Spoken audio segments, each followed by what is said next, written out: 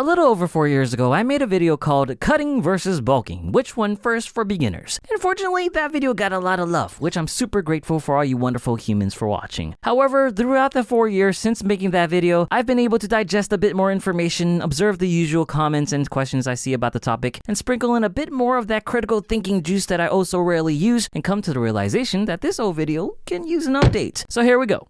Before we start, guess what? I'm live streaming now, right here on YouTube. Catch me live to hang out, chat, play games, and a bunch of fun stuff. And if the content ever helped you with your goals or taught you something new and you wanted to show a bit of extra support, consider dropping by the live stream and becoming a PicFit Friends member. Your support will mean a lot and help me keep making more content for you guys. And if you can't, that's fine too. Just drop by and say hello into streams or just keep watching the content. Either way, I appreciate you and I love you guys. Now back to the video. First, let's explain a little bit about cuts and bulks, which I didn't do that well 4 years ago. Naughty picture fat. Both are dietary strategies based on calorie intake. We all burn a specific amount of calories each day, known as our total daily energy expenditure, or TDEE. This includes all calorie burning factors, like calories burned during rest, doing chores, from digesting, and of course, during exercise. And yes, that includes your 10-pound calf raises. We can somewhat estimate our TDEE using TDEE calculators. When we figure that out, we can then decide to either go on a cut by reducing our calorie intake, the amount of food we eat, below our TDEE, or go on a bulk by increasing our intake above our TDEE. Cutting on a regular basis would ultimately lower our weight, and bulking, as you might guess, increases our weight. And I think this is where the issue of the previous video starts and why I'm making this new one now. One of the big fitness misconceptions is that in order to build muscle, you need to gain weight, thus you need to bulk. And in order to burn fats, you need to lose weight, and thus you must cut. And even though this is a misconception that I tackled in my video 4 years ago, I didn't really expand on it enough. One critical point missing is that, just like it's a misconception that cuts and bulks are needed for burning fat or building muscle, it is also a misconception that bulking and cutting are the only options. There's actually a third and more superior option for beginners, and that is maintenance.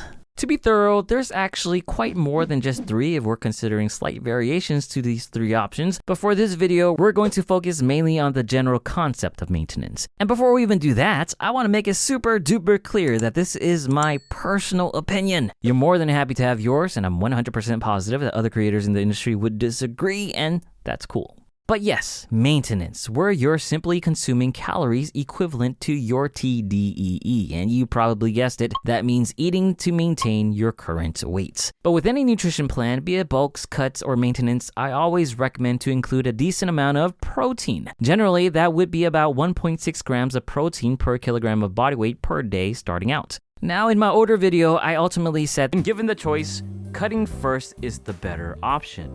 And the first reason I gave is that it has a visual benefit. Rather, when you cut, you end up looking better in the mirror. That's true, but there's no reason maintenance can't do that as well. Assuming that you're resistance training, which is also a requirement, much like protein, then doing so on maintenance versus cutting leads to greater muscle growth thanks to the additional nutrients provided to your body. Also, since you're not overeating, you're preventing any fat gain, and more likely, as research has shown in beginners, you will burn some fat. Also, you'll end up benefiting from something called newbie gains. It has been observed that newbies go through a phase early in their training where muscle growth improves at a very quick pace. This can allow you to build muscle effectively during a cut, but again, even more so during maintenance. 2 other points I make in my older video is that cutting makes sense first because much of the early development in training involves improving your technique and building neural adaptations, both of which improve strength without necessarily building more muscle. Again, this applies to maintenance as well. Also, again, maintenance can provide more muscle, which should provide even more strength. But even with all the jazz about maintenance being just as good, if not better than cutting, thanks mainly to improvements of muscle growth, there's actually 2 more important points that take maintenance even higher in my recommendation. The first is not having to lose or gain weight. Your goal isn't to see the number on the weight scale go up or down, which can cause a lot of headache and demotivation if it doesn't. Sure, it might trend the wrong way sometimes and you will have to make adjustments, but outside of that, weight ultimately plays a much smaller role in your plan. That's a win, a huge one more than people realize, mainly because it leads to the next point: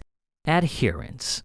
Any nutrition plan is pretty much useless if you can't stick to it in the first place. And cutting or bulking as a beginner isn't exactly easy when you have so many other things on your plate to figure out already, like programming your training, learning to prep your meals, and wondering what supplements to take. I have a video on that, by the way. So taking the difficulty of cutting or bulking out of your hands make things much easier. And more importantly, the thing about bulks and cuts is that they're just temporary diets. You can't do them for a long time. Like literally, you can't gain or lose weight forever. Unless your goal is to become a big-time bodybuilder or something similar that requires alternating cut and bulk phases, then maintenance is something you can and probably should do the rest of your life. It's a lifestyle. Get enough whole foods, get enough protein, train regularly, and eat just enough.